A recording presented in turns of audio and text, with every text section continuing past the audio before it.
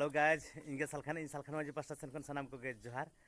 Tanya aru nawa blog video tabo gu katen hiju kana asai na blog video rin pasta sen kon sanam ko ge adi sagun daram. To ठीक गया.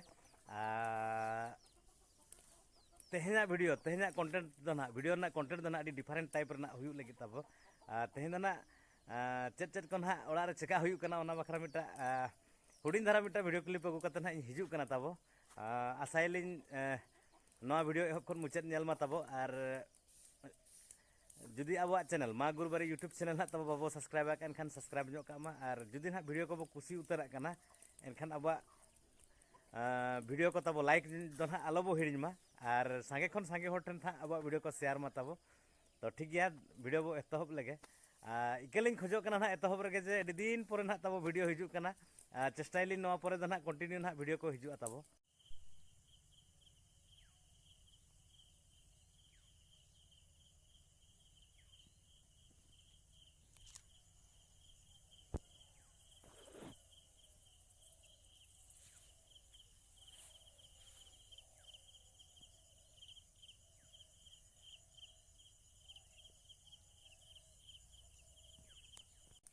तो बद से ना तब चलाव लेना बद से पूरा दा को रोहड़ चाबायना बद रे तब अडी असुविधा कथा दाग आचे बांगा और होला मा अडी जोर बिजली एतान एनहो दाग के बाय दाग लदा तब तेहे냐 दा रेना उनका बाय बुझाव कना तब मौसम किंतु ना टीवी न्यूज करे मा मेने जे लघु चाप कना किंतु दा मा नितो धबि माने ना देखा के बनु तब होला अडी जोर हिजू लेका बुझाव लेना किंतु बाय हेज लेना तेहे냐 मौसम नहीं देखा बन कना चांदा तब पूरा नोका राकाब कना पूरा फुल सितुंग का नय नते को ना नेल मा नोका सितुंग का पूरा जोरसुर पूरा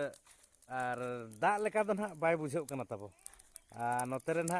नय हुड़ू को ना चका के हेडे चालू कना और हेडे चालू कना ना दाग बाय हिजू लेका बुझाव कान तेगे ना और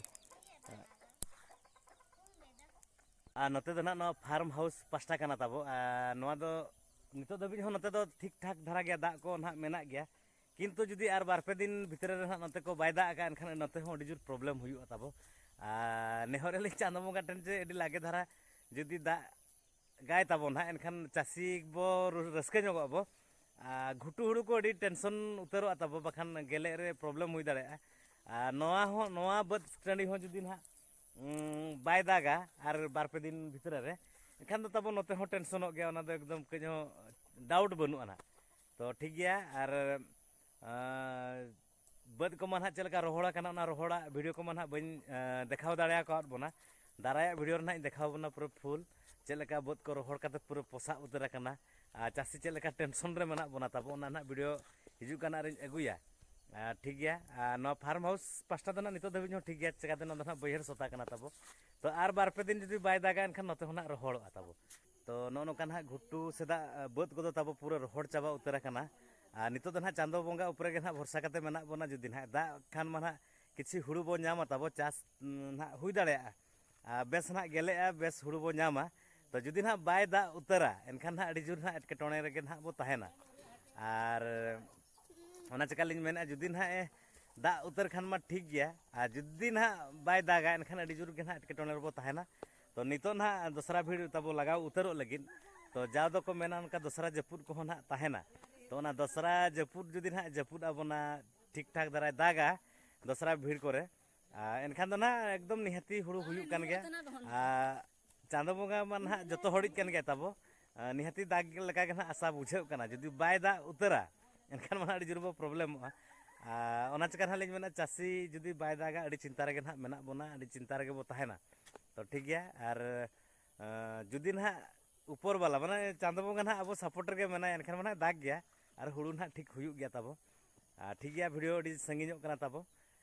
तेहेन ना निंका धरा के बो कथा हिजु लिन दाराया वीडियो रे अडी नापाय धरा कंटेंट अगु काते निहाती रा लिन देखाव बना तब घुटू हुड़ू को चलका दाग बांगते पोसा उतरेना तब ना जगह को चलका ना दाग बांगते हुड़ू तब नष्ट ऊपरे मेना ना ओना कोरेना वीडियो को ना तब अगु काते हिजुआ ठीक गया वीडियो रे तब तोंगे ताहेन मा जाव दिन लेका के ना सपोर्ट लिन मा तब आशाइलिन नापाय खन नापाय कंटेंट ना वीडियो को ना लिन अगुया तब ᱴᱷᱤक ᱜᱮᱭᱟ